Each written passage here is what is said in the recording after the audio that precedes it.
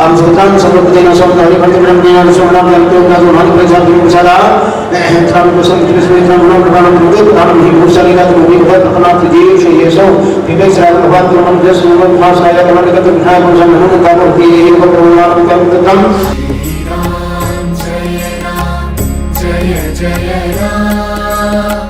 Shri Ram Jaya Ram Jaya Jaya Ram Shri Ram Jaya Ram Jaya Jaya Ram Shri Ram Jaya Ram Jaya Jaya Ram Shri Ram Jaya Ram Jaya Jaya Ram Shri Ram Jaya Ram Ayodhya के नागरिकों को लेकर के त्रेता युग में एक बड़ी चर्चा हुई थी और वो चर्चा क्या थी, अयोध्या के नागरिक कैसे चने के दाल के समान हो गए। एक चने के पौधे में जो दाल और उसका छिलका होता है, ये पूरी जो कहानी है, एक बार हम प्रसिद्ध कथावाचक तोताद्री मठ के पीठाधीश्वर वृंदावन से आए जगत गुरु राम प्रपन्नाचार्य जी के शब्दों में जानते हैं और सुनते हैं। आत्मबंधु, श्रोता बंधु, अवधवासियों, आपसे यह प्रसंग बताने से पूर्व ही यह निवेदन है कि अपने आप को आप ऐसा नगण्य नहीं समझेंगे, क्योंकि ये तो कथावाचक का प्रसंग है। जैसा विषय आता है उसको रोचकता अगर उसमें नहीं दिया जाएगा तो श्रोता बंधु जो है तत्काल सैन्य के वशीभूत होने लगते हैं, झोंका लेने लगते हैं।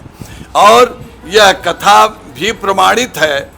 आप अवधवासी सब ये जानते हैं कि जिस समय मर्यादा पुरुषोत्तम राम जी आ गए थे लंका पर विजय प्राप्त करके, और सभी लोगों को तत्त स्थान जाने के लिए इन्होंने बता दिया कि सभी लोग अपने अपने स्थान पर जाइए, तो उसमें जो है विभीषण जी ने इनके चरणों में प्रणाम करते हुए कहा कि प्रभु, यदि मुझे लौट करके लंका जाना ही होता तो मैं अपने भाई का वध आपसे नहीं कराता, इसलिए मैं तो आपके ही सानिध्य में रहूँगा।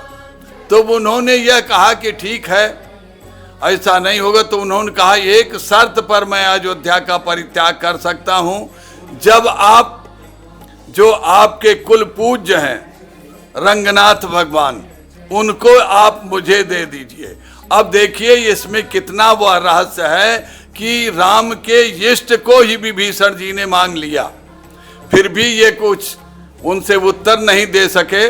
तो आकर के रंगनाथ भगवान से उन्होंने प्रार्थना किया, तो रंगनाथ भगवान इनके भजन तपस्या अनुष्ठान से श्रद्धा से प्रभावित होकर के अयोध्या से चलने को तैयार हुए।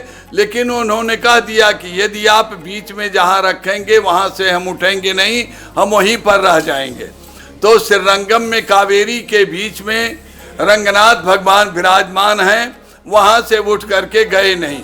उसी तरह से श्रोता बंधुओं, जब मर्यादा पुरुषोत्तम राघवेंद्र सरकार अवध में आ करके सिंहासन पर अभिषिक्त होने लगे, तो माता जी को पुनः उन्हें स्थान देने से पूर्व ही अवधवासियों ने निषेध किया कि नहीं, यह वहाँ बैठने का, सिंहासन पर बैठने का तो अधिकार इनका जब होगा जब ये हमारे सामने ये जो है परीक्षा दें।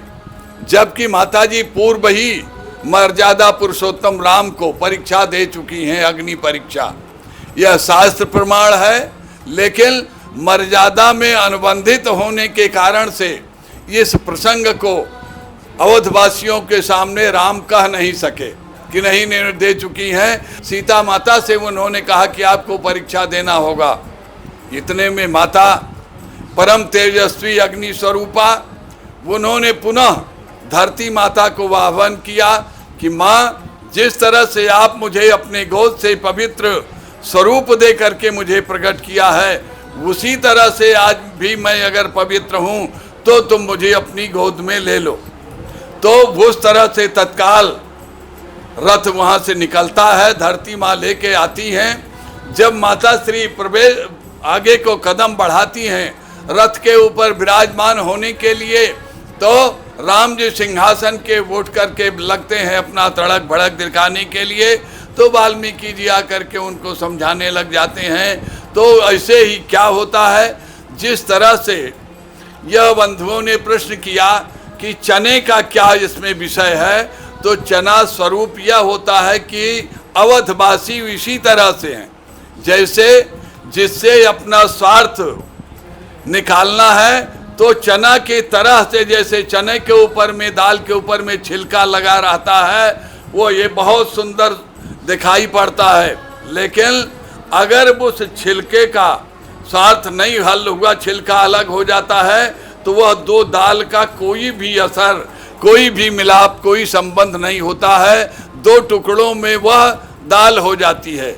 उसी तरह से अवधवासियों का यह विषय है कि इनका स्वार्थ जब तक आपसे हल होगा, तो चने के छिलके के तरह से आपके ऊपर में आच्छादित या अपना प्रभाव जमाते रहेंगे।